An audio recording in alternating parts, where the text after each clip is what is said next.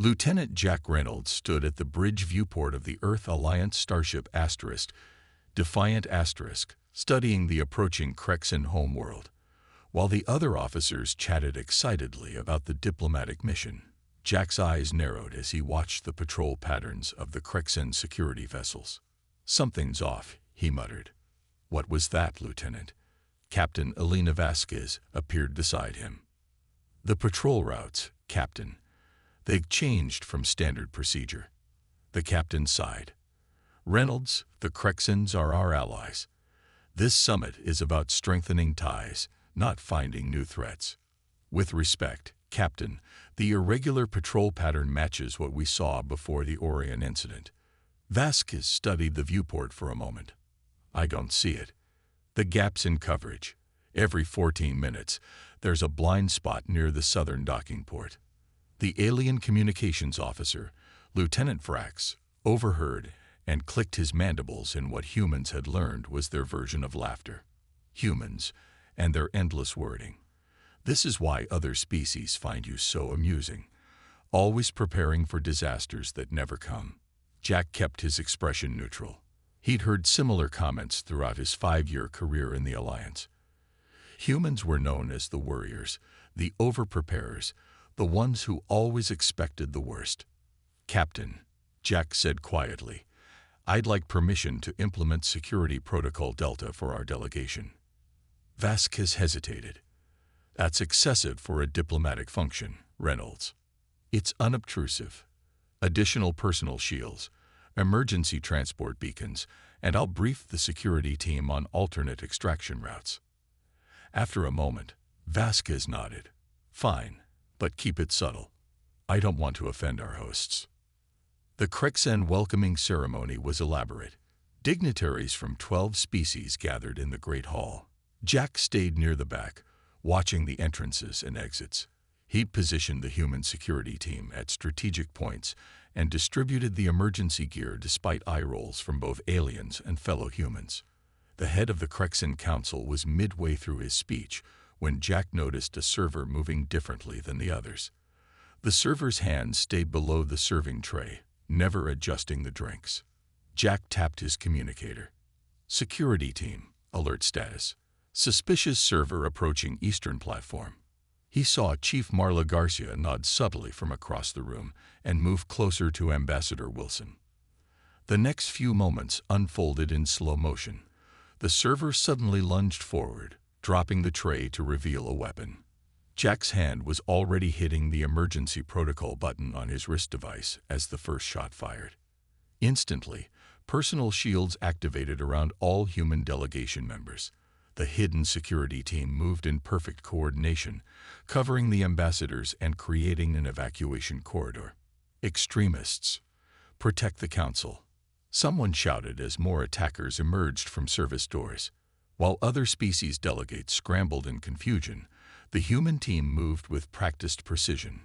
Jack reached the Crexan council head, who stood frozen on the platform. "Sir, please come with me," Jack said, extending his personal shield to cover the alien leader. Chaos erupted as more attackers appeared. The human security team not only evacuated their delegation, but also rescued 3 Crexan council members and the Voltarian ambassador. Later, in the emergency bunker, Captain Vasquez received the damage report. 6 wounded, no fatalities among those we evacuated. The attack was coordinated by the Crexan Liberation Front.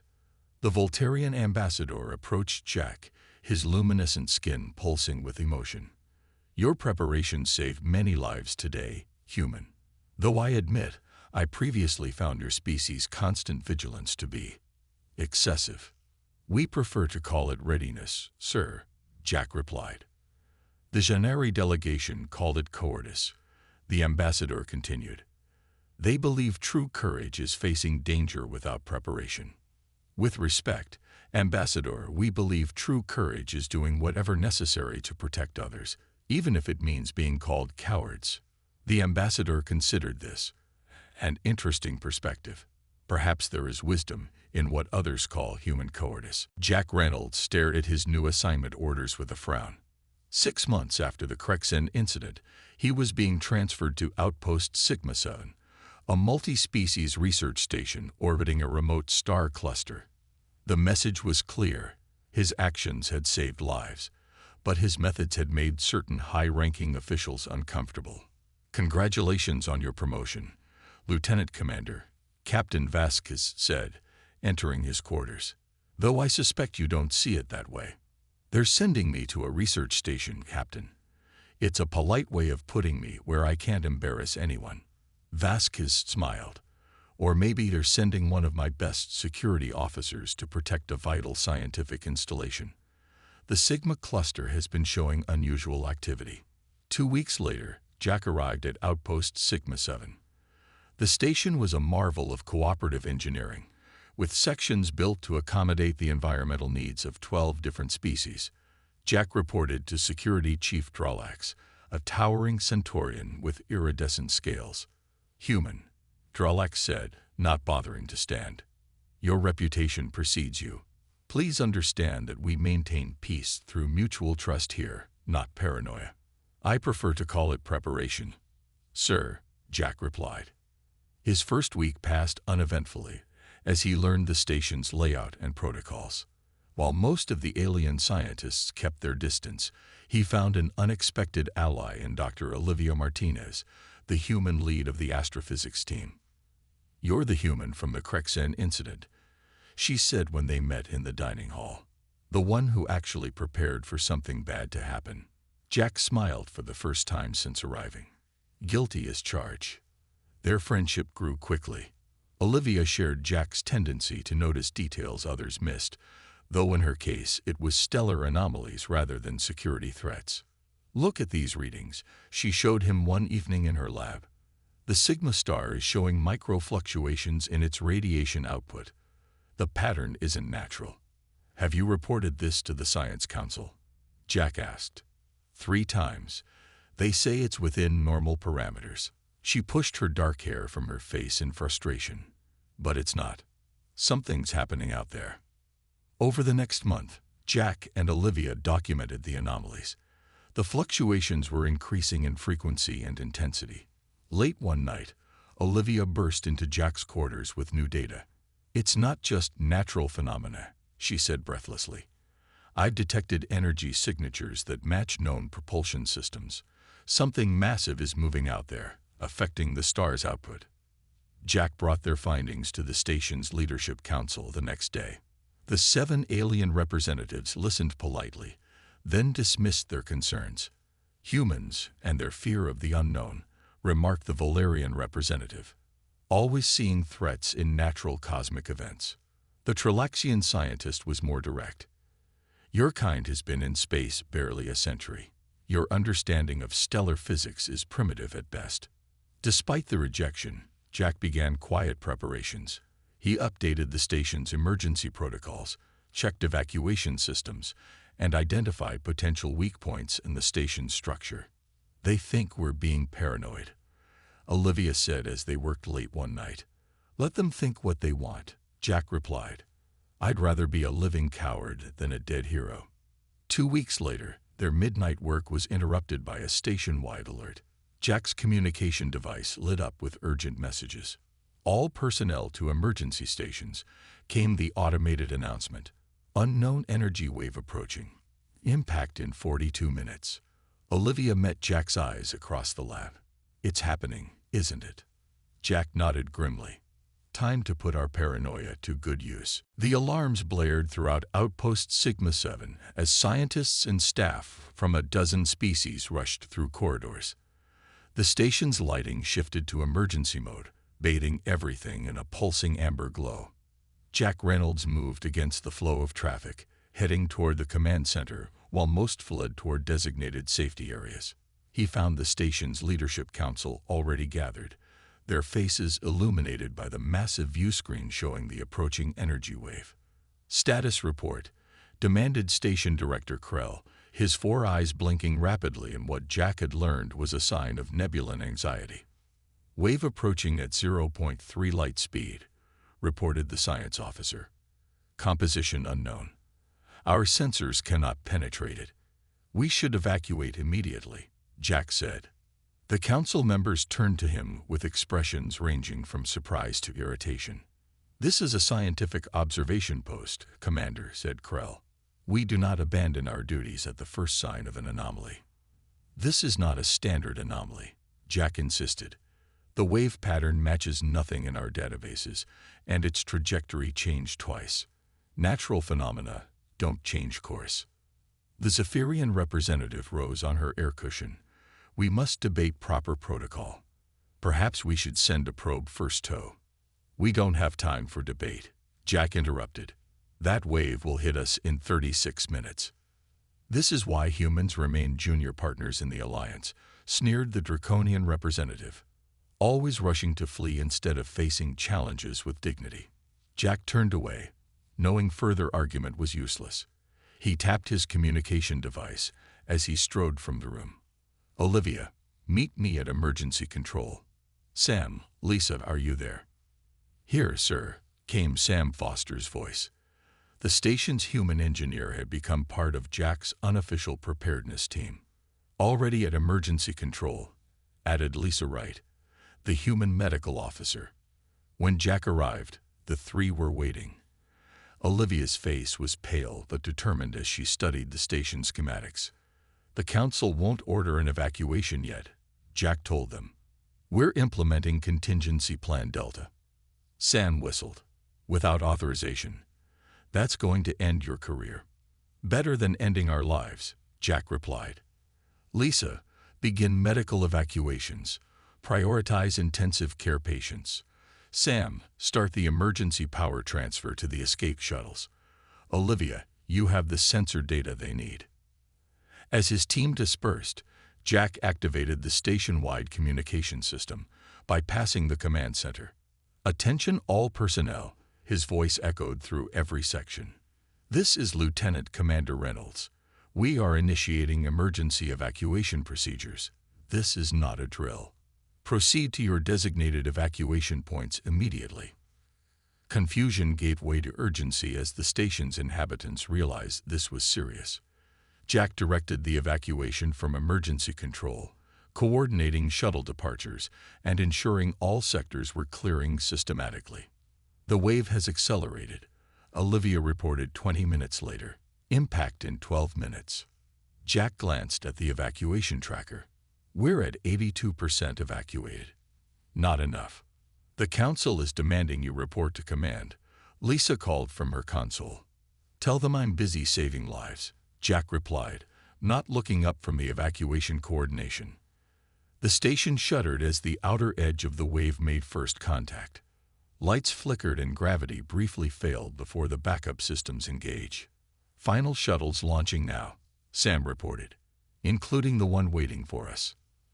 As they raced for the last shuttle, the station began coming apart around them. Metal groaned and atmosphere vented from ruptured sections. They reached the shuttle bay just as a massive structural beam crashed down, blocking their path. "There's another way," Jack shouted over the alarms. "Through maintenance shaft Delta." They crawled through the narrow passage as the station's superstructure continued to fail. Just as they reached the shuttle, the main power core went critical. The last shuttle pulled away from Outpost Sigma-7 as massive explosions tore through the once proud research station, reducing it to scattered debris in the strange energy wave's wake. Jack stood at rigid attention in Admiral Paul Johnson's office aboard Starbase Alpha. Through the viewport behind the Admiral's desk, the vast shipyard stretched into the distance, a testament to humanity's contribution to the Galactic Alliance. "At ease, Reynolds," the Admiral said, studying the data pad in front of him. "The preliminary casualty report from Sigma-7 is 23 dead, 42 injured. Without your unauthorized evacuation, those numbers would have been reversed." Jack relaxed slightly. "Thank you, sir." "Don't thank me yet." The Admiral's weathered face remained stern. "The Alliance Council is divided. Half want to promote you. The other half want you court-martialed for insubordination. What about the energy wave, sir? Do we know what caused it?" Admiral Johnson's expression darkened. "That's why I called you here. Our long-range sensors detected similar energy patterns forming in 3 other sectors. He activated a holographic display showing a star map. 4 points pulsed with red warning indicators. The Alliance Science Division is calling it a natural phenomenon. I don't believe that for a second. The Admiral leaned forward. I'm forming a special investigation team. Officially, you're being suspended pending review. Unofficially, you're leading this team. 2 hours later, Jack met his team in a secure conference room. Olivia Martinez sat beside him, still wearing the same uniform from their escape. Across the table sat Daniel Clark, a wiry engineer with a reputation for solving impossible problems. We're still waiting on one more, Jack said, checking the time. The door slid open to reveal a tall, gray-skinned alien with 4 arms and compound eyes. The exhalation scientist, Zorthek, entered hesitantly. I was told my expertise is required, he said, his translator rendering his clicks and whistles into English. Dr. Zorthak is the leading expert on quantum radiation, Olivia explained, and one of the few non-humans who believed our warnings. Jack nodded. Welcome to the team. We need to figure out what that energy wave was and how to stop the next ones. Zorthak's compound eyes focused on the data displays. This is not random. The wave patterns show intelligence, a directed weapon perhaps. Against whom? Daniel asked, frowning. Why target a research station? Maybe it wasn't the target but the test, Jack suggested. Olivia, what species were studying the Sigma cluster? Olivia pulled up the station manifest. Primarily humans, Zelations, and Valerians. And the new energy signatures, Jack asked. Near colonies and outposts with similar population compositions, Zorthak observed, his gray skin paling. This appears selective. For 3 days, they analyzed data, ran simulations, and argued theories. On the 4th day, Daniel discovered the pattern. Look here, he said, pointing to energy readings. The wave doesn't just destroy, it absorbs. Specifically, it absorbs electromagnetic radiation consistent with neural patterns. It feeds on thought, Olivia asked incredulously. Not just any thought, Zorthak added, excitement evident in his clicking speech. The energy spikes correlate with fear and panic. It harvests emotional energy. Jack sat back, processing this. So it's not a natural phenomenon. Definitely not, Daniel confirmed. This is technology we've never seen before. They presented their findings to Admiral Johnson, who listened grimly. So we're facing an unknown species that feeds on fear, the Admiral summarized. Have you detected their vessels? They don't need vessels, sir, Olivia explained. They exist partially in another dimension, projecting these energy waves into our space. We're calling them void harvesters, Jack added, and they're preparing larger attacks. The Admiral nodded. I'll take this to the Alliance Council immediately. With respect, sir, Jack said carefully. When we present this, most species will dismiss it as human paranoia again. Then what do you suggest, Commander? Jack pulled up a star chart showing a small, unmarked vessel. We take the Vigilant Asterisk. It's small, fast, and equipped with experimental sensors. While the Council debates, we gather proof no one can ignore. Admiral Johnson studied him for a long moment. You realize this could end your career if you're wrong. Jack met his gaze steadily. And it could end much more if I'm right. And do nothing. The Vigilant Asterisk slipped through space like a ghost, its experimental stealth systems rendering it nearly invisible to conventional sensors. In the cramped command center, Jack Reynolds studied the tactical display showing their network of observation posts. Outpost 7 just went dark. Olivia reported, her voice tight with concern. That's the 3rd one this week. 3 months had passed since they'd left Starbase Alpha. With minimal official support but quiet backing from Admiral Johnson, they had established a network of small monitoring stations throughout the threatened sectors. Most were staffed by humans and the few alien species who took the Void Harvester threat seriously. Any evacuation signal, Jack asked. Daniel checked his console. Yes, the emergency protocol was activated before communications cut out. At least they got warning this time, Jack said quietly. Their unofficial mission had evolved rapidly. What began as a fact-finding operation had become a resistance movement against an enemy the Galactic Council still refused to officially acknowledge. Incoming transmission from Earth Colony Epsilon, Zorthak announced. Text only. They've detected wave formation in their sector. Jack straightened. Relay the evacuation order and notify all nearby settlements. How long until impact? Approximately 12 hours at current speed. Jack turned to the communications station where Lisa Wright had joined their crew. Send the evidence package to the council again. Maybe this time they'll listen. The Janari representative is already dismissing it as falsified data, Lisa replied after a moment. The Valerians want more study before action. Jack suppressed his frustration. While they debate, people die.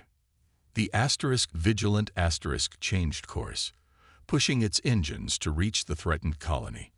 When they arrived, evacuation was already underway, shuttles streaming from the surface. Wave approaching, Daniel reported. Impact in 20 minutes. Jack opened a channel to the remaining colonists. This is Commander Reynolds.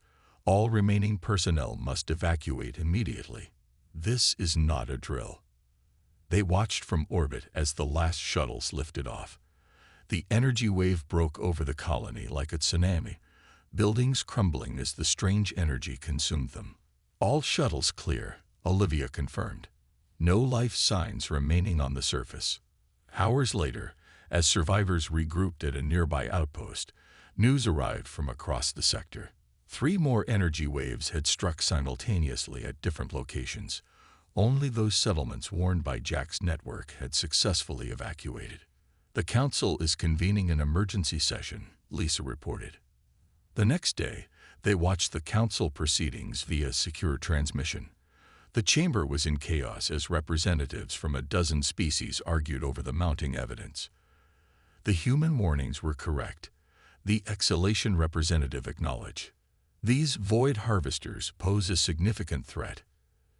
Yet no human worlds have been targeted, countered the Janari delegate. Perhaps this is some elaborate human deception. Jack switched off the transmission in disgust. They're still debating while worlds burn. Olivia touched his arm. Jack, I've been analyzing the attack patterns. There's something important we missed. She displayed a chart showing energy readings from various attacks. The wave strength increases proportionally with the panic level of the population. When we evacuate early and calmly, the harvesters gain less energy. They feed on fear, Daniel realized. That's why they target unprepared populations. And why they've avoided human settlements, Jack added. Because humans prepare for emergencies. Our paranoia makes us less appetizing targets. Zorthak's compound eyes glittered with excitement. This information gives us a strategic advantage. Jack nodded slowly. An idea forming. More than that. It gives us a weapon. He turned to the navigation console. Set course for the void breach in Sector 12. I know how to fight these things. The void breach. Daniel looked alarmed. That's where the highest concentration of wave activity has been detected. It's suicide. Not if we're prepared, Jack replied. And preparation is what humans do best. The Vigilant hovered at the edge of the void breach, a swirling maelstrom of energy that marked the boundary between dimensions. Through the main viewport, the crew could see strange light patterns that seemed to fold in on themselves, defying the laws of physics. Final system check complete, Daniel reported from the engineering station. The dimensional stabilizers are at maximum capacity. Jack nodded, surveying his expanded crew. What had begun as a small team had grown to include 17 volunteers, 12 humans, and 5 aliens who believed in their mission. Admiral Johnson had officially disavowed their actions while secretly supplying them with experimental technology. The Council's response fleet has taken position in Sector 14, Lisa announced. They're preparing for a frontal assault against the next wave. They'll fail, Olivia said quietly. Conventional weapons can't stop these entities. Jack moved to the center of the bridge. Everyone, listen carefully. What we're attempting has never been done before. Our plan is not to fight the Void Harvesters, but to understand them. He activated the holographic display showing the modified probe they'd designed. This device will create a stable passage between our dimension and theirs. Once open, a small team will cross over. A small team meaning you, Olivia said, giving him a pointed look. Me, Olivia, and Zorthak, Jack confirmed. We need both scientific expertise and someone who can make decisions on the spot. The Praxian representative, Myril, stepped forward. Her species had joined their cause after losing a colony to the Harvesters. The other Alliance species call this plan cowardly. They say true warriors would confront their enemy directly. Let them call it what they want, Jack replied. I'm interested in saving lives, not winning glory. The launch countdown began. Jack, Olivia, and Zorthak entered the specially designed shuttle equipped with the dimensional stabilizer. As the shuttle separated from the Vigilant Asterisk, Jack felt the familiar knot of tension in his stomach. Not fear, but the heightened awareness that came with facing the unknown. Probe away, Olivia reported as they launched the device into the breach. The effect was immediate and spectacular. The swirling energy pattern froze, then began to expand outward, forming a stable tunnel with walls of shifting light. Dimensional passage stable, Zorthak confirmed, his gray skin reflecting the strange colors. Atmosphere readings indicate survivable conditions inside. Jack guided the shuttle forward. Here goes nothing. The passage engulfed them, surrounding the shuttle with impossible colors and patterns. For a moment, Jack felt a pressure in his mind, as though something vast was examining him. Then they emerged into somewhere else. The space around them was not empty but filled with swirling energy forms that moved with clear purpose and intelligence. The shuttle's sensors struggled to interpret what they were seeing. Are those the Void Harvesters? Olivia whispered. Zorthak manipulated the sensors. Yes, but they appear different here. More structured. More afraid. Jack watched as the energy beings gathered around their shuttle, not attacking but observing. They're curious, not hostile. Using the communication system Zorthak had designed based on energy pattern translations, they attempted contact.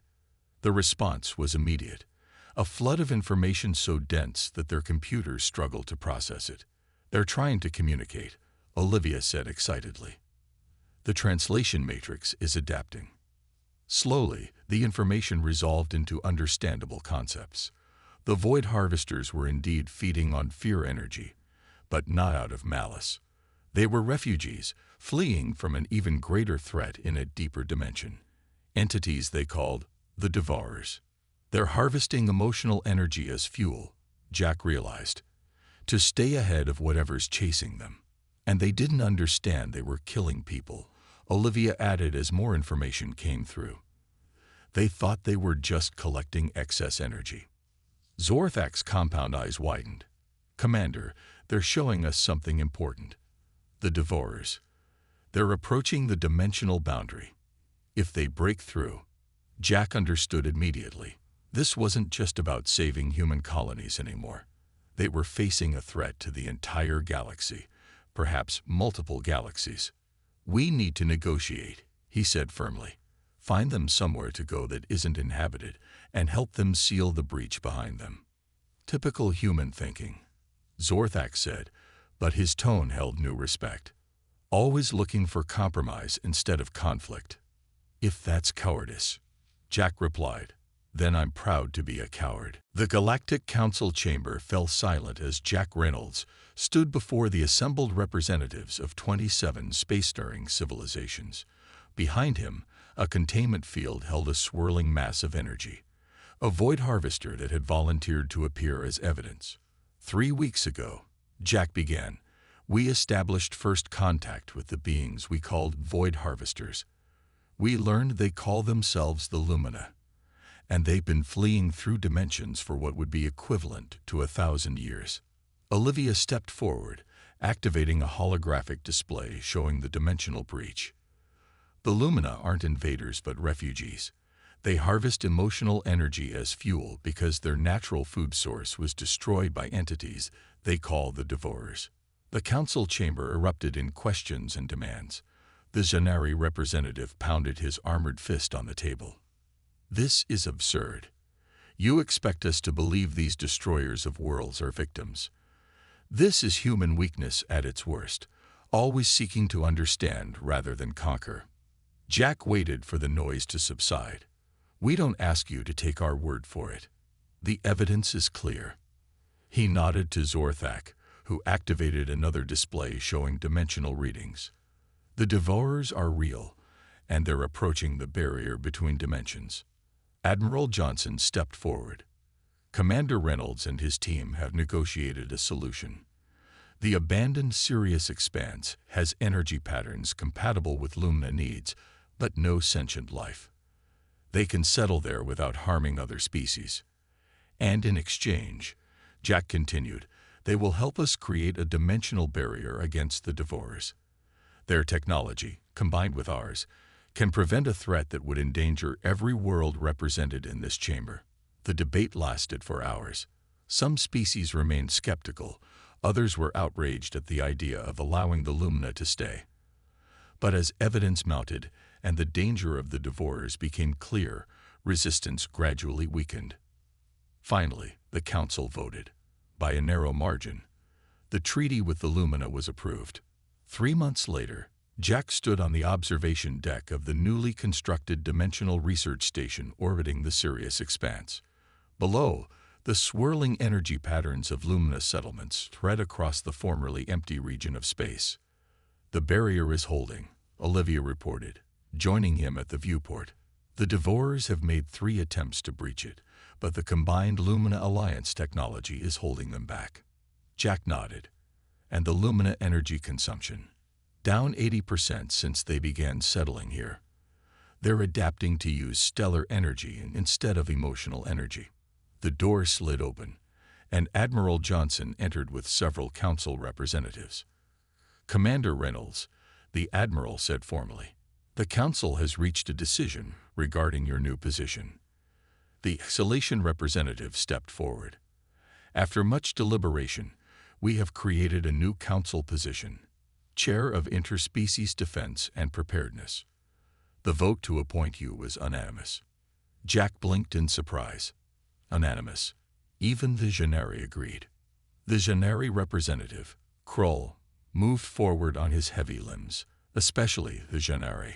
We have been warriors for 10,000 years, human. We know courage when we see it, even when it wears an unfamiliar form. We called humans cowardly for your caution, your planning, your reluctance to engage directly, added the Valerian delegate. We now understand these are not weaknesses but different kinds of strength. Admiral Johnson smiled. It seems the galaxy has learned that sometimes the bravest action isn't charging into battle, but finding another way entirely. Later, as celebrations continued around the station, Jack found a quiet moment alone with Olivia on the observation deck. Did you ever think it would end this way? She asked. When we were being ridiculed for seeing danger no one else would acknowledge. Jack shook his head. I was just trying to save lives. I never expected to change how the galaxy views humanity. Below them, a group of Lumina energy forms created beautiful patterns in space, their way of expressing gratitude. Human caution saved 2 civilizations, Olivia noted, ours and theirs, and changed the meaning of courage in the process. Jack added, watching the swirling lights below. Maybe there's hope for this galaxy after all. Far beyond the barrier, the Devourers raged against the dimensional wall that now blocked their path. But for the first time in a millennium, the Lumina didn't flee.